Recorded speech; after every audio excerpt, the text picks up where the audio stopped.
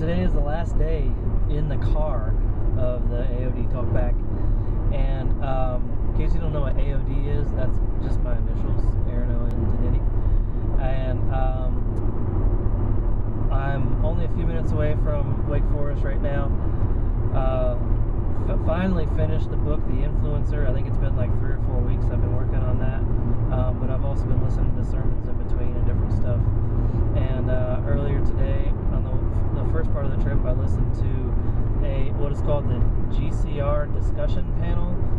It's one of our chapel services, and it was actually very good, talking about kind of the future of Southern Baptist Convention. I'll talk a little bit about that in a second. But I hope you guys have enjoyed this. If you like it, then share it on Facebook or Twitter or on your website, whatever it is.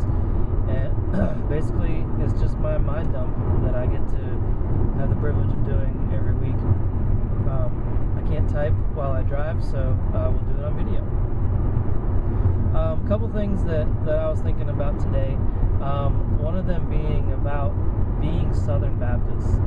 I'm in a Baptist history class right now, and I probably haven't even mentioned that at all in this video discussion the last few weeks. But the class has been surprisingly informative, and he asked us at the very beginning of class, at the very beginning of the semester, if we were not required to take this class, would we take this class? And I was one of the ones that put my hand up and said, no, I wouldn't take this class. But really, I'm glad that I did. And honestly, really, being Southern Baptist has nothing to do with, a pride of a denomination or whatever it is. It may to some, but not to me anyway. It has more to do with what SBC does for missions and what we do to further the Great Commission. And basically what that is essentially the cooperative program. And the cooperative program basically works like this. If you give a certain amount to your church, if you want to be called a Southern Baptist church, you will give a certain amount of your budget to the cooperative program. It could be $1, and as soon as you give $1, you automatically get 10 messengers to the Southern Baptist Convention that meets annually, that gets to vote on the future direction of the SBC.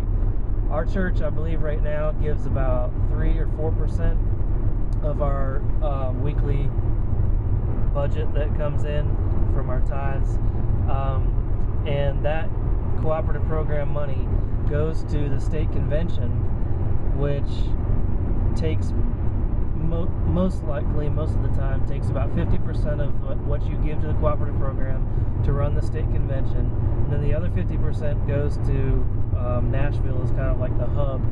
And in Nashville, that's where they disperse it to the North American Mission Board and the International Mission Board, and these foreign mission and home mission approaches that we are using as Southern Baptists to spread the Great Commission. Honestly, I just pretty much grasped that in my class this semester, and I've been Southern Baptist now for about 7 years. So it's pretty sad that we don't really talk about it that much. In fact, a lot of times what we say is give to the cooperative program, or give to the church so the church will give to the cooperative program. But everybody, including myself until this semester, is kind of like, what the heck is this cooperative program?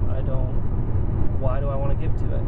It doesn't create a lot of influence or a lot of motivation to give to something you don't know what they do. Now there are some churches that don't like what their state conventions are doing, so they don't give to their cooperative program as much because they don't like that their state conventions are either too liberal, too conservative, whatever it is, whatever convention they're a part of. Virginia has 2 state conventions. I think North Carolina does as well.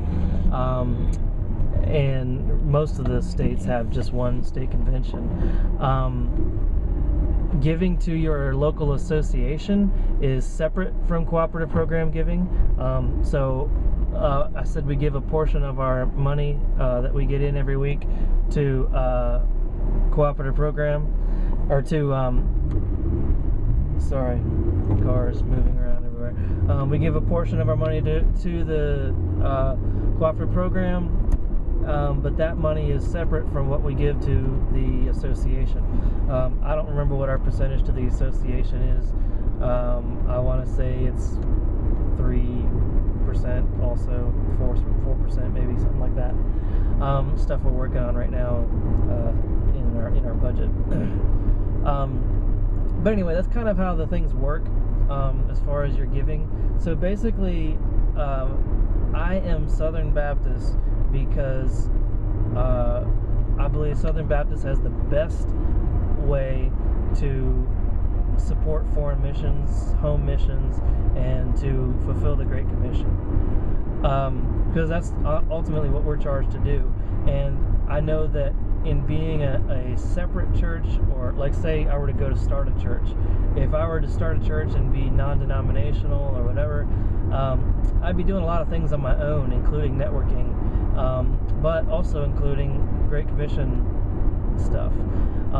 Working together in the Great Commission, I think has to be the most biblical way to fulfill it, and the best strategic way to help fulfill it as well, because as we fulfill the Great Commission together in a network, we have multiple resources, and that just is always better than what maybe your individual church is capable of doing. At least, you know, if you're a brand new church start, a small church, whatever. So hopefully that's informed you a little bit about what Southern Baptist is. Southern Baptist carries a connotation with it, and that's one thing I don't like about it. You know, and young people nowadays don't want to give loyalty to an institution. They want to give loyalty to a cause or a community rather than these different organizations I've named off. You know, cooperative program, Southern Baptist, International Mission Board, all these things.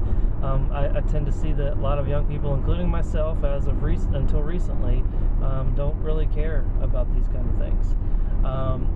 And the only way that we can influence them to care is by showing them how it's working, taking them to the foreign mission fields and saying, and having them ask the question, how do I make this happen? How do I help with this? And that is just nothing that we can do. We can't force them to think a different way, but we can influence them and show them what the money is doing anyway. Now let me be clear also, I don't believe that money is the total answer. I believe that God calls missionaries to go to certain places and fulfill His calling, with no regard to money. The money comes in afterwards. But as Southern Baptists, if you are a Southern Baptist, a part of a Southern Baptist church, then you support foreign missions because your church supports foreign missions. If you don't like that, then don't be Southern Baptist. If you do like that, encourage your churches to maybe give more, or maybe give to specific missionary organizations as well. It's up to you and your church. But I figured I'd give that to encourage you. Southern Baptists aren't all bad. I really do believe that the structure we have in place is pretty ingenious, pretty well put together, but there's a lot of stuff that needs to change, and that's what I'm excited about. That's what this whole panel discussion was about the future of it and how it needs to change. Basically, it's an organization that was structured for the industrial age, and we're no longer in the industrial age. So, in fact, we're way beyond the industrial age. So, it's pretty sad, but at the same time, I'm excited with the direction it's going, and I'm really excited about what Dr. Aiken, our president of our seminary, and his influence in all this. I guess that's it for now.